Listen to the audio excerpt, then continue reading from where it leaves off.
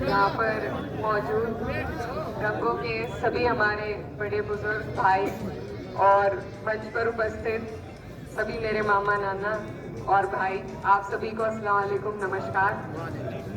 Time क्योंकि कम है तो मैं बस आप लोगों से अपील करना चाहती हूँ कि ये चुनाव है, अब आपके सामने है और चुनाव बहुत ही अहम है। हमें और आपको मजबूती से इस चुनाव को लड़ना है। आज जो मौका है बहुत ही मुबारक मौका है। दो राजनीतिक परिवार, ऐसे परिवार जो हमेशा अपने लोगों की बढ़ चढ़कर लड़ाई लड़ने का काम करते हैं, आज मौके की नजाकत को देखते हुए और सारी बातें भुलाते हुए आज हम लोग भी सब एक साथ हैं। तो जरूरत है कि आप लोग से भी मेरी यही गुजारिश है कि जो भी अपनी छोटी मोटी बातें हैं, मन मुटाव है, उन्हें भुलाकर ये चुनाव बहुत बड़ा चुनाव है, अकेले किसी से संभाला नहीं जाएगा।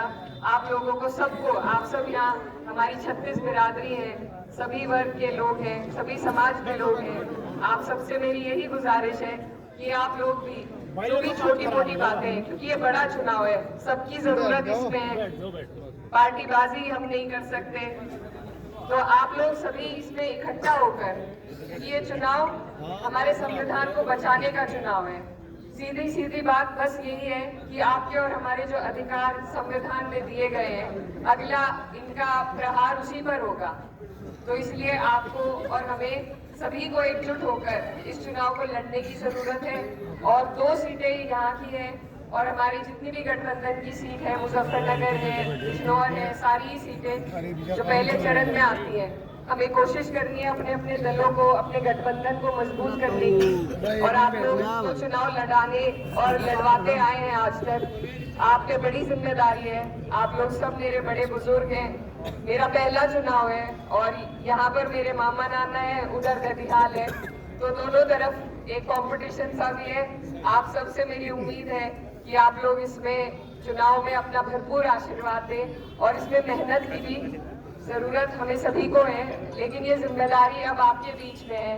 दोबारा एक जगह पर नहीं आना होगा, लेकिन मुझे आप लोगों से उम्मीद है कि आप लोग इस चुनाव को ईद और होली के त्योहार की तरह मनाने का काम करेंगे। और आने वाली 19 तारीख है, यहाँ पर साइकिल का निशान है, वहाँ कांग्रेस का हाथ का निशान है।